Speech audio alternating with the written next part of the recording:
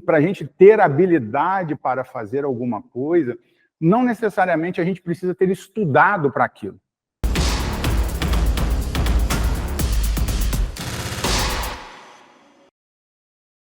O que é uma habilidade? Né? A habilidade, ela não quer dizer que seja uma competência, ou seja, para a gente ter habilidade para fazer alguma coisa, não necessariamente a gente precisa ter estudado para aquilo. Me faço entender quando eu digo isso para vocês? Tem muitos profissionais que são extremamente habilidosos nas coisas que eles fazem, mas estudaram muito pouco para aquilo. É claro que se a gente estudar sobre aquele tema, a nossa habilidade tende a aumentar. Mas elas não estão diretamente relacionadas. Assim como a habilidade que a gente tem também não está relacionada ao a gente querer fazer. Tem muita gente habilidosa que não quer fazer nada. E tem muita gente cheia de boa vontade, que treina muito, mas que também não consegue fazer. Conseguem balancear isso que eu estou dizendo? Então, primeira grande definição para nós é o entendimento do que é habilidade. E aí, quando aqui tem uma definição de dicionário que eu trouxe para vocês, né, que é a característica daquele que é hábil, que sabe fazer alguma coisa, que tem destreza, que tem agilidade, mas quando a gente traz isso para o campo da gestão de pessoas, o que é importante a gente entender é que a habilidade é o saber fazer alguma coisa. Então, quando a gente discute lá nos conceitos de gestão de pessoas, o famoso SHARP que eu coloquei aqui, né, o conhecimento, a habilidade, a atitude, que compõem o conjunto de competências que um profissional precisa ter, aqui nós estamos falando de um desses pilares, que é o da habilidade. O conhecimento é o saber. A habilidade é o saber fazer.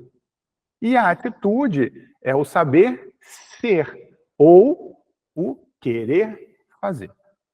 Então, dentro desses três pilares, hoje nós vamos aprofundar um pouquinho nesse H, ou seja, são de fato qualidades que nós temos e que nós sabemos colocar em prática. E que a gente pode estudar mais para aprofundar isso, e que a gente pode querer ou não colocar em prática. Beleza? Combinado assim? Então, vamos avançar um pouquinho. A primeira grande habilidade que a gente vai falar é a habilidade da empatia, combinado com um elemento super importante, que é o elemento da comunicação. Então, a empatia é a capacidade, de fato, que a gente tem de se colocar no lugar do outro, né? Da gente entender e a gente compartilhar desse sentimento. Então, as pessoas que têm empatia, elas tendem a se comunicar um pouco melhor. Por quê, Ricardo? Porque ela vai ter uma leitura do público com o qual ela se relaciona melhor. E a comunicação é aquela habilidade, aí sim, de novo, o saber fazer. É a habilidade de transmitir essas informações para as pessoas de maneira clara e compreensível. E aí eu vou adicionar uma coisa super importante aqui, porque não adianta só a gente assumir a responsabilidade pela transmissão. Isso vira e mexe acontece nas empresas, pelo menos nas que eu trabalhei, não sei se não é de vocês. Mas a gente, às vezes, explica as coisas para as pessoas, a gente assume que elas entenderam, e aí a gente vai embora. 2 dias depois, o coleguinha de trabalho vem com aquilo que a gente conversou, e vem com uma coisa nada a ver. Você pediu um relatório, o relatório veio com a configuração completamente diferente daquela que você pediu, e aí você vira para o coleguinha e fala assim, mas não foi isso que eu te pedi. Aí ele falou, mas foi isso que eu entendi. E aí qual é a cara que a gente faz? Então, quando a gente fala da habilidade de se comunicar, é a habilidade de transmitir, sim, mas é também da habilidade de checar se a informação que eu transmiti chegou. Para que a gente não se perca ao longo do processo. Isso tem a sua relevância dentro das organizações, por quê? Porque mais de 80%, posso falar isso com toda a convicção do mundo, dos problemas que existem dentro das organizações hoje, se devem por questões de comunicação ou pela ausência dessa habilidade bem estabelecida. Onde a gente não tem comunicação, a gente tem confusão. A gente tem vários nomes que se dão aí, né? Rádio peão, rádio corredor, né? Fofoca de corredor. A gente inventa um monte de nome para isso. Mas qual que é o grande problema? É que essa rádio, independentemente do nome que a gente dá, é uma rádio que tem uma audiência muito maior, às vezes, do que a própria comunicação oficial da companhia, das empresas onde a gente trabalha, ou uma audiência maior do que as comunicações que a gente, enquanto líder, enquanto gestor, oferece. E aí as coisas vão derretendo à nossa volta e a gente não entende muito bem por que isso está acontecendo. Então, importantíssimo a gente trazer esta clareza para as pessoas. E como é que a gente vai fazer isso? Muitas vezes, eu brinco e digo bastante assim, com intensidade, mas também com frequência. A gente precisa trazer para as pessoas a oportunidade de discutir os assuntos, de repente em eventos mais abertos, mas a gente também precisa estabelecer uma frequência entre esses eventos, que sejam simples reuniões de departamento, simples reuniões de equipe, para que as pessoas possam se alinhar. Essa é uma palavrinha que todo mundo gosta de usar. Ah, eu vou alinhar, eu vou alinhar, eu vou alinhar. Mas no final, ninguém alinha nada e a gente fica perdido. Então, como é que a gente assegura alinhamento? A gente assegura alinhamento conversando. E é disso que a gente está falando aqui. Só que isso não se conecta com a realidade se muitas das vezes a gente não tem o que a gente chama, e aí é a segunda habilidade que a gente vai falar um pouco, a tal da visão estratégica. O que é visão estratégica? É a visão do todo. Então, se eu, como gestor, eu não tenho minimamente a visão do todo, como é que eu vou contribuir com a parte?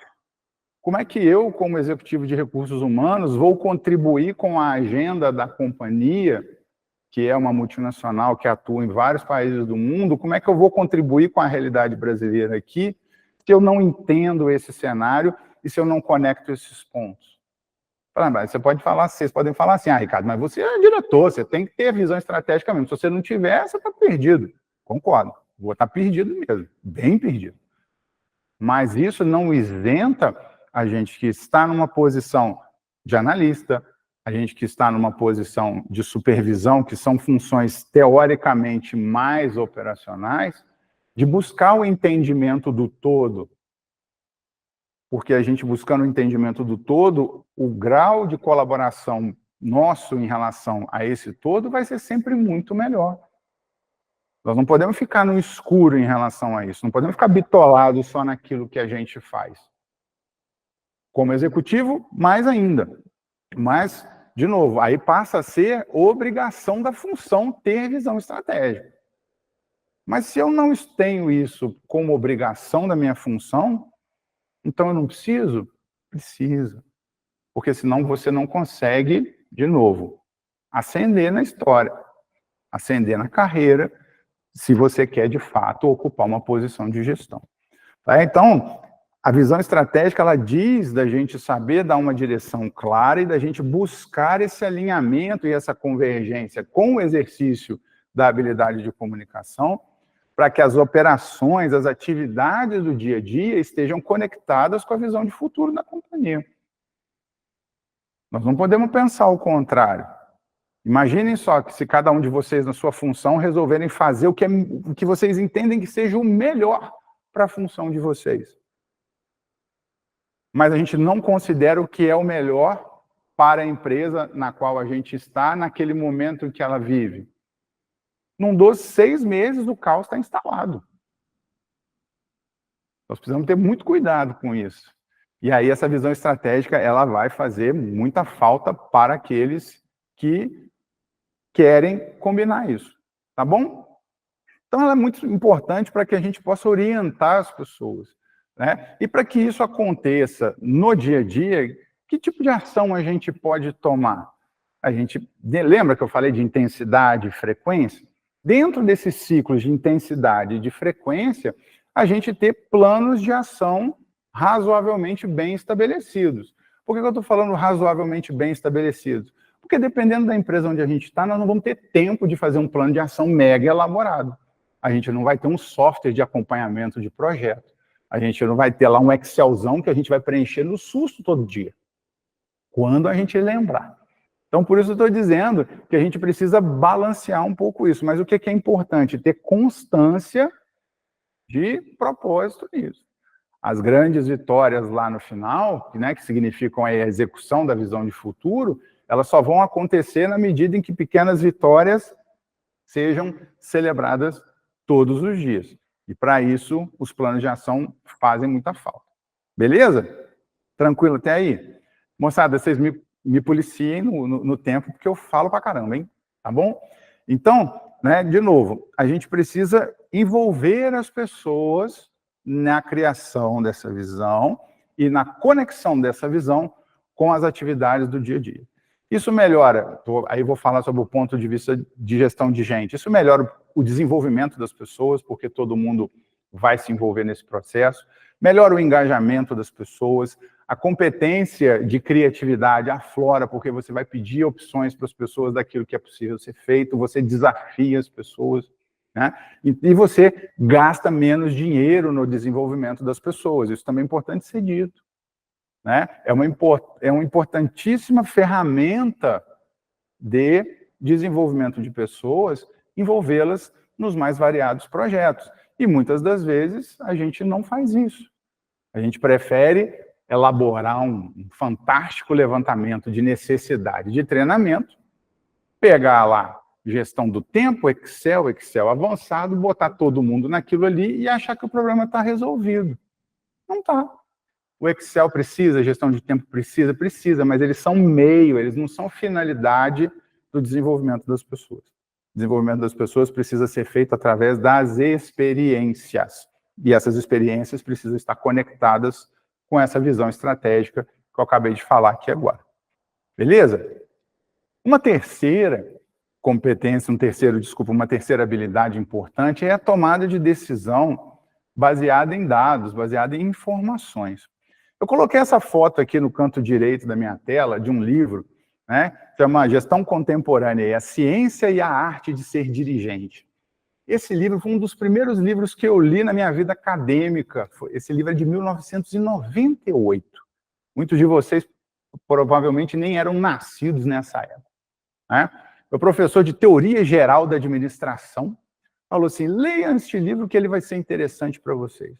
E ele fala muito desse balanceamento, né, do quanto que a gente precisa de ciência e do quanto que a gente precisa de feeling para a gente ser um executivo, para a gente ser uma pessoa que trabalha na gestão de organizações. E hoje, de 1998 para cá, o que mudou muito?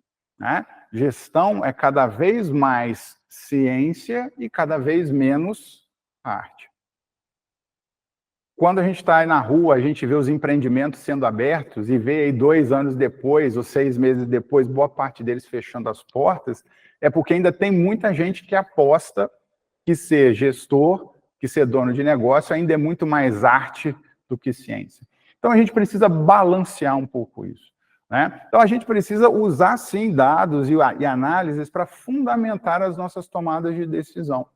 Eu, como executivo de recursos humanos, durante muito tempo, e nem vou falar que é de um passado tão distante assim, né? As áreas de recursos humanos, elas gostavam muito de implementar programas que traziam a felicidade dos colaboradores. Né? Só que a gente não perguntava para as pessoas o que elas precisavam.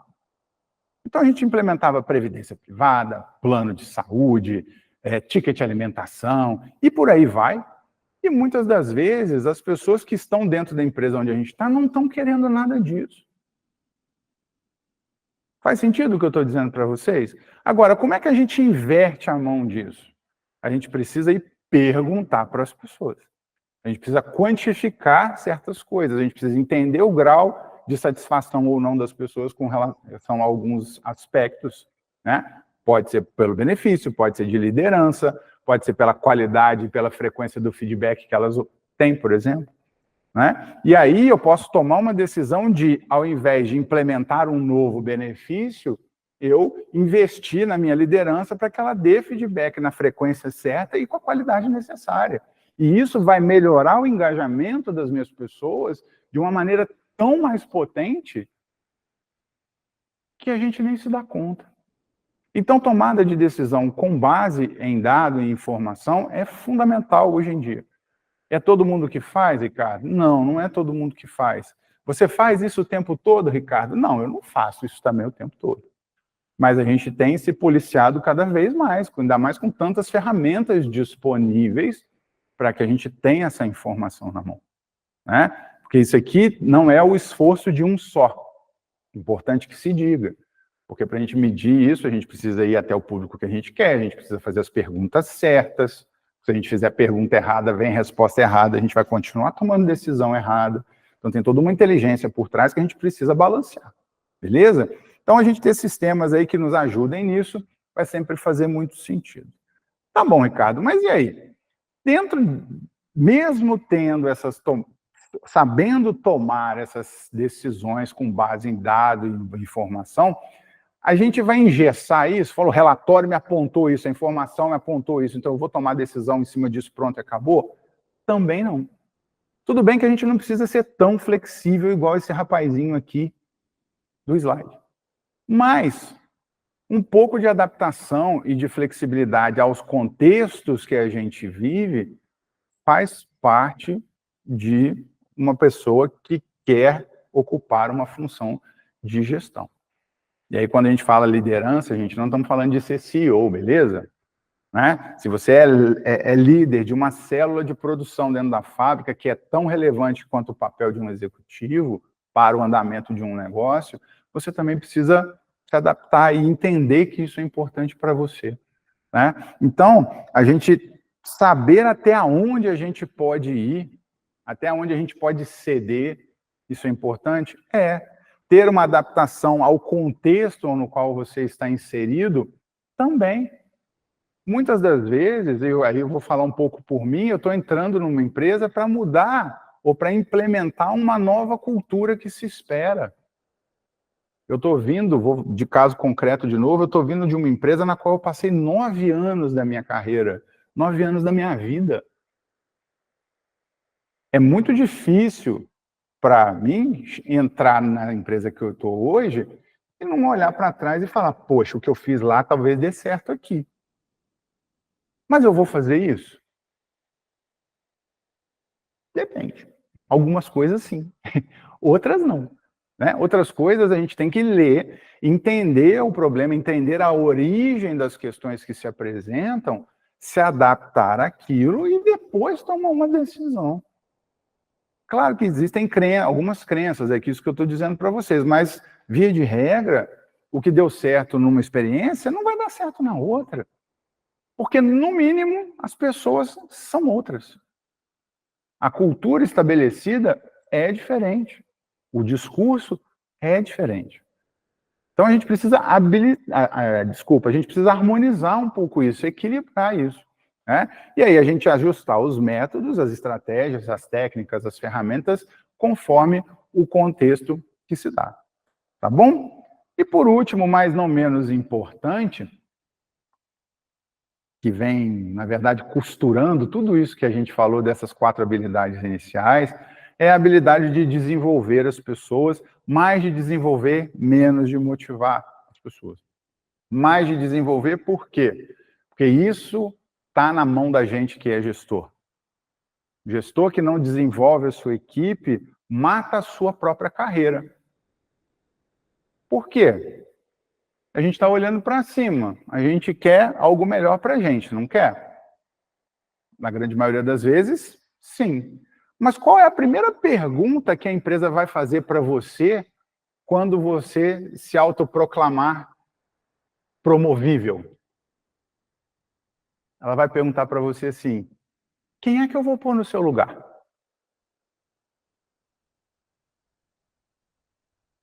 Se a sua resposta for 3 segundos em silêncio, como eu fiz aqui agora, você tem um problema. Você já pode adiar os seus planos em pelo menos 1 ano. Porque você precisa preparar as pessoas. Você precisa reduzir a distância de competências, né? E, por favor, entendam o que eu quero dizer aqui. Não estou dizendo que as pessoas que estão subordinadas a nós sejam incompetentes. Pelo contrário, em muitos casos, elas são até mais competentes do que nós, mas elas não têm as competências, o conhecimento, as habilidades e as atitudes necessárias para ocupar uma posição de gestão. E se ela não tem isso, você tem um problema. E que você não consegue sanar no curto prazo. Então, a preocupação com o desenvolvimento de quem está à nossa volta, ter à nossa volta pessoas que são melhores do que a gente, que possam nos desafiar, que possam puxar um pouco a corda, que a gente precise segurar ao invés de empurrar, é muito importante. E a partir do momento em que você toma isso como uma estratégia para você, com as suas equipes, as equipes se inflamam. As equipes se motivam, as pessoas se motivam. Por isso eu disse mais desenvolvimento, menos motivação. Porque o ato de motivar não está na nossa mão enquanto gestor. O ato de motivar parte do indivíduo que está ali com você no dia a dia.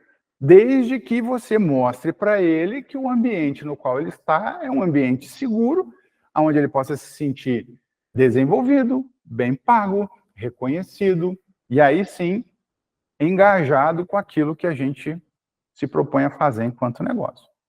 Né? Então, para a gente suportar isso, a gente vai montar programa de treinamento? A gente vai montar programa de treinamento. A gente vai reconhecer e a gente vai celebrar o sucesso das pessoas? Vamos fazer. A gente vai expor as pessoas a desafios que elas nem imaginavam? Muitas vezes sim. Eu tenho uma equipe de RH, mas a estratégia está pedindo para a gente implementar um projeto na área de ESG, por exemplo, que vai ter uma pegadinha mais ambiental, mais responsabilidade social, que a nossa equipe não está acostumada.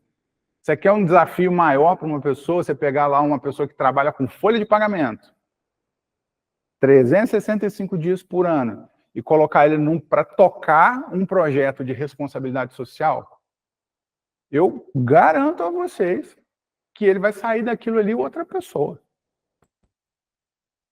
Desde que ela queira. Daí estou dizendo da motivação. Se ela não quiser, não tem conversa, a gente deixa para lá. Tranquilo até aí, gente? Beleza? Então, esse conjunto inicial de habilidades, ele vai, sem dúvida nenhuma, alavancar a gente para um futuro melhor. Se vai ser necessariamente numa posição de supervisão, de gestão, etc., aí o futuro vai dizer. Porque, de novo, né, as oportunidades também precisam acontecer. Por mais que o nosso discurso diga, né, de que as oportunidades sempre aparecem para quem é bom, no dia a dia a gente sabe que a história não é bem assim. As pessoas que são boas e que mostram essas habilidades no dia a dia e que sabem demonstrar isso com clareza, elas vão construir um caminho muito menos áspero para chegar lá. Mas, de novo, tudo depende do contexto, da liderança que a gente tem, do cenário que a gente tem, da cultura que a empresa que a gente trabalha tem. E aí também é uma habilidade nossa, voltando lá para a visão estratégica, ter leitura desse contexto.